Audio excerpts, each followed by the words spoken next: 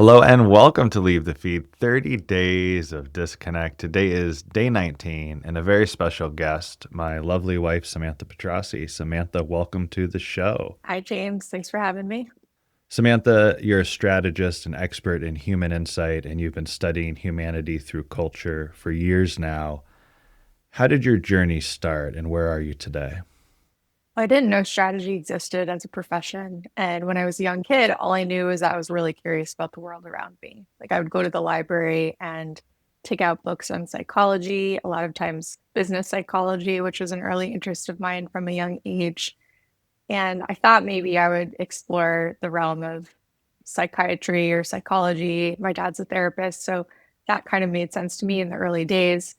But as I grew older, I got really into fashion as just a way of self-expression and understanding the world around me. I think at the time there was so much to be learned from the way that people dressed and why they were called to different styles and self-expression, and also seeing through the times like what people chose to wear as a reflection of where we are as a society. I always found super interesting.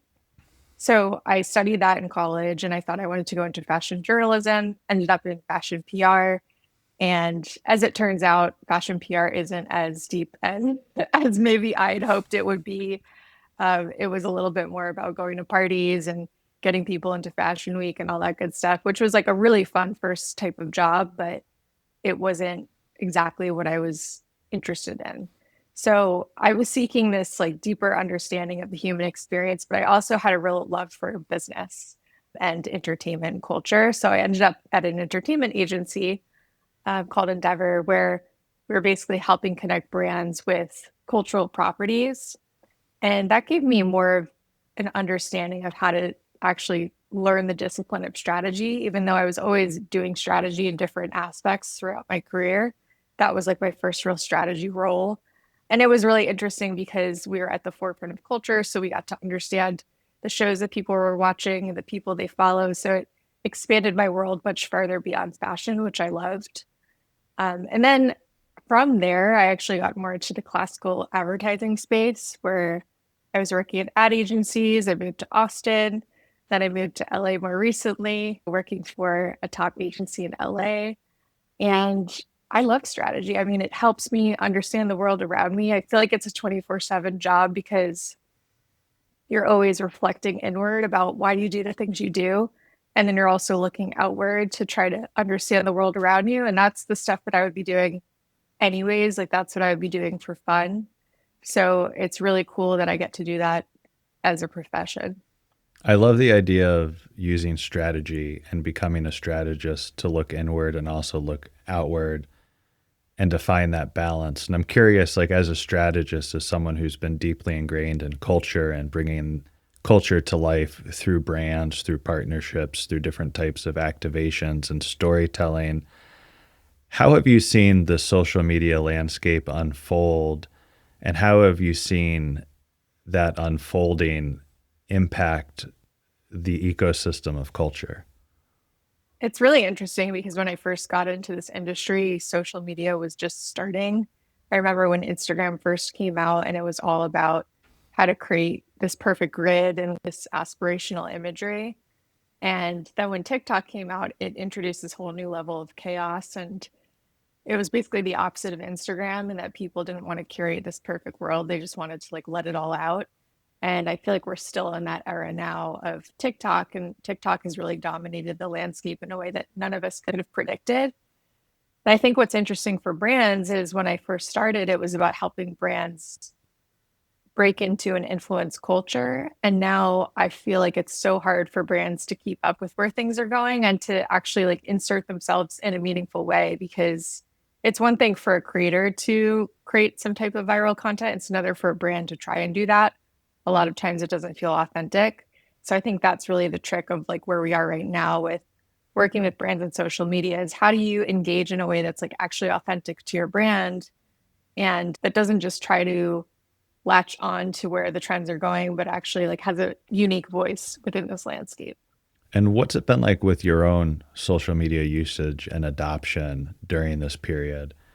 You know, when did you adopt? How did you adopt? And how do you use social media today? was an earlier adopter of Facebook, I guess. I don't think I ever really participated in MySpace, but Facebook was at the time a closed circle of people that could only apply who were in college. And it wasn't this like wide open world. It was truly a way to get to know your fellow classmates. And so that I found interesting. And that was actually like a useful tool at the time.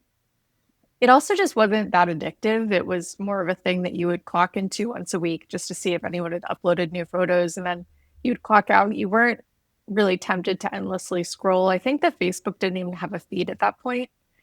So it was more about truly getting in touch with people directly and going to their profile, reaching out to them. Like that's how I met my roommate at the time. We connected on Facebook and we got to talk a little bit before we met each other. So it was really more of like a one-to-one communication tool. And then I adopted Instagram when it first came out. But what I didn't love about Instagram was I felt like I was walking through the world thinking about how I could capture a photo. Like I'm like, oh, so would this make a good photo? You know, when you're on vacation, you're like, would this make a good photo? And I didn't love how that was constantly in the back of my mind when I was doing experiences. So I stopped using Instagram probably like, I don't know, 6 years ago at this point, where I just stopped posting and I'll still log on occasionally just to see, what's going on with people in my life that I haven't talked to in a long time, but it's very occasional and I never post. So I think over the years, I've definitely grown more cautious of how much I use it and why, because what I don't personally enjoy is just endlessly scrolling through different people's posts and content.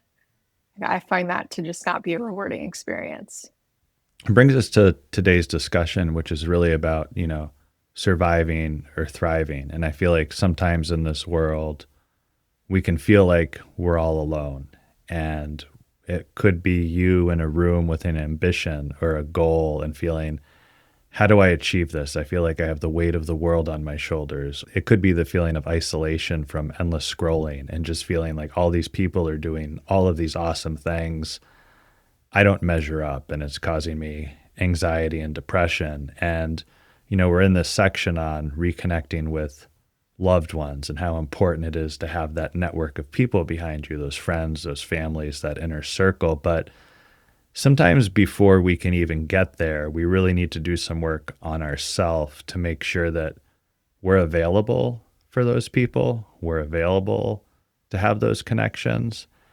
And I'm curious, from your own expertise in the wellness space, what are your practices that help you stay grounded, that help you stay present and available when you work with creators in your business, when you're at home, when you're with family, and when you're with friends?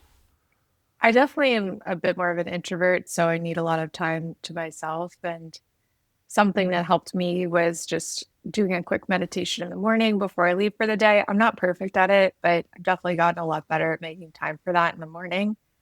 And I feel like it's helpful in just noticing any tension that's in your body and releasing it. So, for me, sometimes I'll wake up with a feeling of anxiety or like my thoughts will start running about everything I have to do that day. So, just taking 5 minutes in the morning to just sit with yourself is really important. I also am really huge on working out, and I do that probably 4 days a week at least. And for me, that's just a way of like getting out all the energy from the day and releasing it. It's almost like a good sauna, which I also do the sauna. It's a way to kind of purge any weird energy, anything that happened so far that day. Or if you wake up in a weird mood, it's like great to just go work out because it can kind of reset your mood entirely. And then also getting outside and taking walks, I feel like is really important and something that I don't always get to do during the day. But when I do, and I just take like a half-hour break to take a little walk around where we live, it completely resets me. So I would say those are the main three things: is getting a quick meditation in the morning, working out and or sauna, like ideally both, and getting outside and taking a walk. And I find that when I do those things alone, I'm able to just be more present for people in my life and able to give more energy to them because I feel like my battery's recharged. It's really hard to be there for people when you're super busy and just running around and you haven't done those things for yourself, you just feel like depleted and like you have nothing left to give. So I try to prioritize that. And then when it comes to the relationships themselves, how do you manage the relationships between, your close network at home and your close network at work and then friends? Because as we're navigating these different environments, we need to have presence with each other, but we also have to have an understanding that these people are going through their own challenges, their own life, and to make space for ourselves to connect with someone else and to make sure we give them space. It's a tangled mess sometimes in there. And I think for a lot of us, it's hard to understand, how do I even manage these relationships, these close ones? It's easier if we're online, right? All you have to do is hit a like button, a love button, make a quick comment, and you feel like there's that connection. But when you're really working to foster this true support network, how do you make it happen? And how do you make sure that you're able to give that space to other people? Yeah, it's interesting as you get older, I feel like your network of friends becomes a lot smaller. And I'm okay with that personally because I just don't feel that I have that much free time and energy to dedicate. I think friendships take a lot of work, and so you have to be ready to give that time. So, I have like a handful of good friends that I keep in touch with fairly regularly, but when I say regularly, it might just be once a month where we reach out over text and we have a text exchange, or a few times a year that we get on the phone together. So it's not super frequent. A lot of my friends are back east. A lot of my friends that I still have in my life are old friends from like 10 plus years ago. So it becomes harder to maintain those relationships. But I think setting a reminder, whether it's just a mental note or an actual reminder on your phone to reach out to people, I think can be very helpful just to keep track of those relationships. Because if you don't, sometimes a whole year can go by, and not because you don't love each other and miss each other, but just because you're both really busy. So I think that's one thing, is just reminding yourself to reach out, even if it's just a simple text. And also, I mean, I think I'm a pretty good listener, and people often call me to talk through things. So being a good friend when people need you, which can sometimes just mean listen and being there for them in a conversation.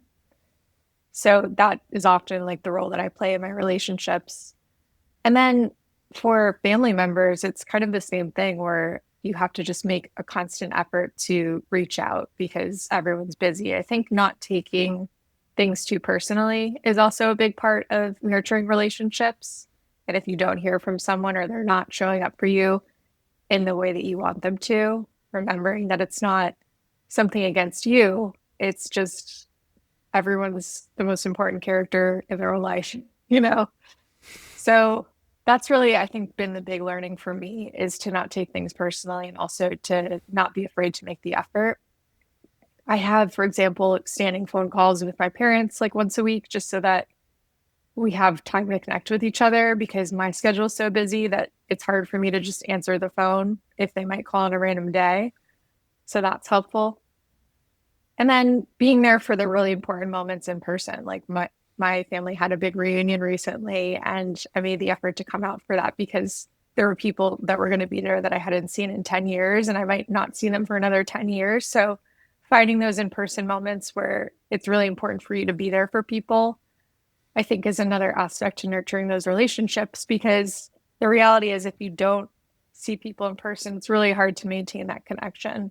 Even if it's infrequent, I think making the effort every once in a while is helpful. Yeah, making that effort is so important. I think there's two things we're talking about when we think about making that effort. The first is the effort that we make for ourselves. How are we nurturing that inner experience economy, whether it's through exercise, meditation, journaling, anything that helps instill that sense of self love and self worth? Something that's extremely important for creators, right? To find that self worth outside of the numbers, to find it in the natural environment, and then making that space for loved ones, friends, family, and making sure that we create moments where it's more than just a digital like, it's more than just a thumbs up, it's a real positive, authentic connection. And what I'm hearing from you is that like it's a delicate balance, right? And you got to make sure that you protect your own energy, but the only way that you can get more energy is almost by reaching out to these other people because they fill you with a sense of worth that you can't get when you're alone. For sure. And I also think there's something to reevaluating the relationships in your life every so often because what you don't want to do is be in a situation where you just have these people from lifetimes ago that have followed you for whatever reason, but you have no similar interests. You can't really connect on anything, and they're bringing you down in some weird way. So it's okay to also say, this relationship isn't for me. So I think doing a little bit of an audit because everyone grows in different directions and like that's okay. Sometimes people are just meant to be in your life for a season or a reason. Is that the saying? A reason or a season? So I think there's also no harm in reevaluating your friendships and deciding that certain people don't need to be there anymore. And extending that audit to your digital relationships, you know, the people that you're following are the people that show up in your feed. Are they there because they're so bizarre and strange and otherworldly that you can't pull your attention off of them? But is that same destructiveness causing you distress? Like, is what they're doing in their life and the destructive behavior innately causing you distress? Or who are the people in your feed that are bringing you joy, that are bringing you laughter? And that's really hard to find that balance because things are popping up all the time that are out of our control. And I think it's just so important that we try to make like some sense of like, how am I managing my digital environment? How am I managing my physical environment? And how do I make sure that I actually feel like I have not just 10,000, a million followers, whatever it may be, but I actually have like a true support network around me. And I am a beacon of light in that support group, right? I'm not just asking for things, but there's a natural reciprocity that's happening inside of those relationships. And I'm curious for you, like when you are able to strike that balance between the inner experience economy and the outer world and friendships, like what does that reciprocity feel like and how does it propel you further in life to have that support, you know, inward and outward? Yeah, it feels energizing when there's reciprocity for sure. And you feel like there's a network of people that are carrying you in a way. And if you don't feel that reciprocity, it's okay to vocalize that too. If you feel like your relationships are only going one way, but you value those relationships, you can be honest and say something. What's the worst that can happen? I think we get like really freaked out about these things, and I've done this before in the past where I vocalized to someone that, hey, I feel like when we get on the phone, it's just a one-way conversation. And they were like, oh my gosh, I had no idea. I'm embarrassed. Just a lot of times people just aren't aware, and it's okay to call out the saying. And that kind of honesty is what leads to good relationships. And it's okay if they react in a weird way. It's more about you expressing yourself and getting it off your chest and not just sweeping it under the rug because it's going to come out at some point and it's better for you to just be honest. So I think if there's not that reciprocity, I would just encourage you to vocalize it if for no other outcome than just to get it off your chest. You brought up a good point about these relationships take work, takes vocalizing how you're feeling, it takes nurturing to find that reciprocity. And it doesn't mean that a person that relied on you yesterday, you might rely on tomorrow, right? There's always this give and take. I think for a lot of the people listening, they might be Gen Z and they might say, hey, like, you know, my world's different. Like, I have all of these relationships that I have to manage, and I might feel overwhelmed in that. And as we look to this section of the book, which is about reconnecting with loved ones on this journey, and what is your hope or your encouragement for anyone out there that might be saying, you know, I have all these connections. I have family I know that cares about me, but I'm sort of isolated in this world. And I might not even feel like I'm at a place where I can actively identify these are the relationships that I need to work on. I might feel overwhelmed with the relationship with myself. Like, where do I even get started?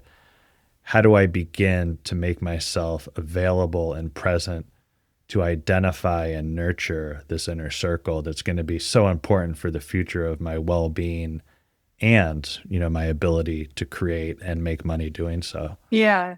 I would definitely say quality over quantity is a good first rule of thumb. If there are people that are on the fringes, whether that's digital relationships or people you know in person that aren't in that inner circle, it doesn't mean you have to cut them out of your life. Just don't spend your attention on them. And attention is so valuable. For example, you mentioned before that there's people that have thousands of followers and maybe they're following thousands of people.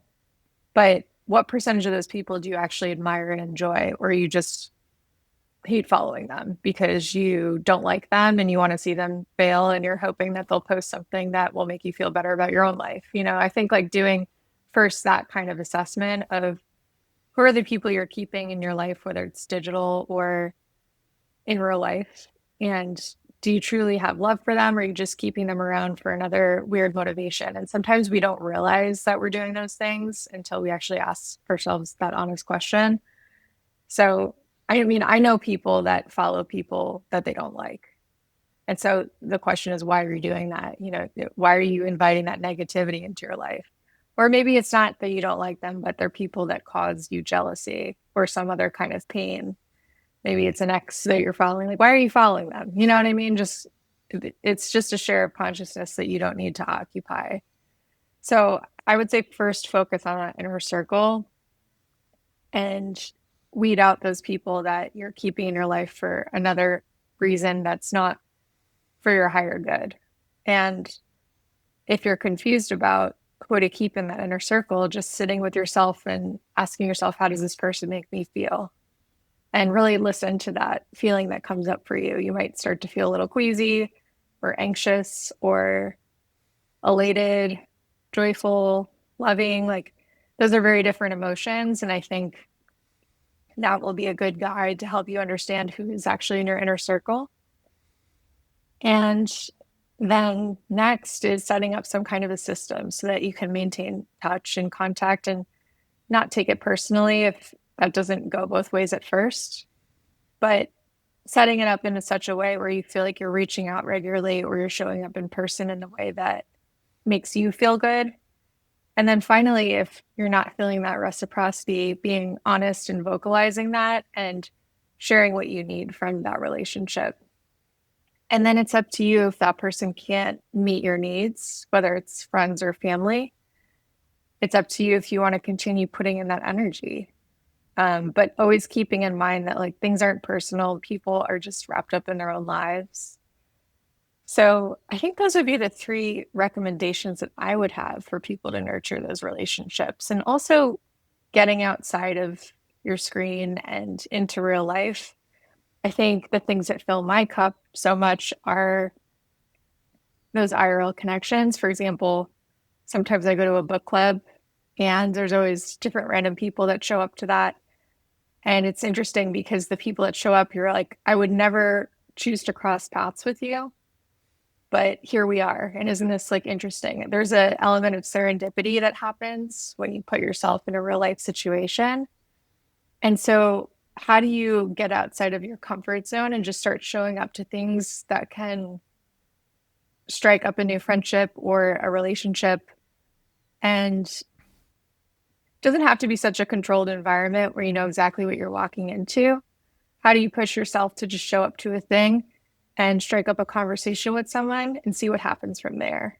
And I think especially with a younger generation in dating, that can be so hard because everyone's online dating. But I would just encourage people to get back out there in real life and just talk to people. Yeah, that's great advice. I mean, especially when we think about those friends, right? And that circle, family members. Family members are sometimes a little bit more tried and true, and you know who's going to be there for you and you know who you're going to be there for. with friendships, we start looking at, leaving adolescence to early adulthood, that transition from high school to college. And sometimes we hold on to the past, sometimes we move forward. But as we progress through life into these different life stages from, early adulthood to middle adulthood, when we start to get into our late 20s and 30s, there becomes a time where we almost go through this like shedding of Hmm. friendships. And that shedding isn't something we need to do all the time, but we have to be conscious that as we are getting older, we can't hold on to everything and everyone. And when we try to, we sometimes just get those surface level interactions digitally. And we might feel like we know the person, we might feel like we know what they're going through, but we're just seeing snippets, we're seeing highlight reels, we're seeing an emotional post. But if we were actually to pick up the phone and talk to that person, what would the nature of that relationship be like? So, critically important that we make sure that we understand there's expansion periods as Yeah, we're younger, but to embrace the contraction periods as well. for sure. Think about all the different phases you go through in life. In college, for example, you may have your party friends, but then as you get a bit older, party friends don't have as much relevance. Then you're forced to understand, is this someone I'd actually want to sit down and have just a coffee with and not be going out with? And what would that conversation be like? And I know for me personally, like a big thing that I look for in my new relationships is just a curiosity about the world around you and spirituality. And because I love talking about those things, and I think that I search for more like-minded people. And there's a lot of people that aren't interested in that, and that's okay. It just doesn't mean that that's necessarily people that I want to choose to be my longer term friends moving forward. But then there are some people in my life that I still hold dear and that don't have those interests, but because we have so much history, because they're really there for me and I'm there for them, it's a really meaningful relationship. So there are people that are worth keeping around for sure that you have history with, and that's important. But when you think about the new friends that you want to keep in your life or acquire in your life, try to think about the values you have and what's important to you and who you want to invite into your world, because our energy is so precious. And I think there was I don't know who said this, but basically you're the sum of the five people that you hang out with the most. So who are those five people? And I know for me, like you're one of those five people, which is probably why our minds meld a lot and we have a lot of similarities. But these people do rub off on you, right? Whether it's your physical connections, your digital connections, you become the product of those connections. So being really mindful about who you let into that inner circle, because that's who you become. Well, thank you so much. This has been so insightful, so wonderful. And it's so nice to know that I am one of the people in your inner One of my circle. five, yeah. Well, thank you. I appreciate you, Samantha. You've been an absolutely phenomenal guest. And for those of you listening, please share Leave the Feed with a friend. Don't be afraid to disconnect and have an epic day. Thanks again, Thank Samantha. you. Bye.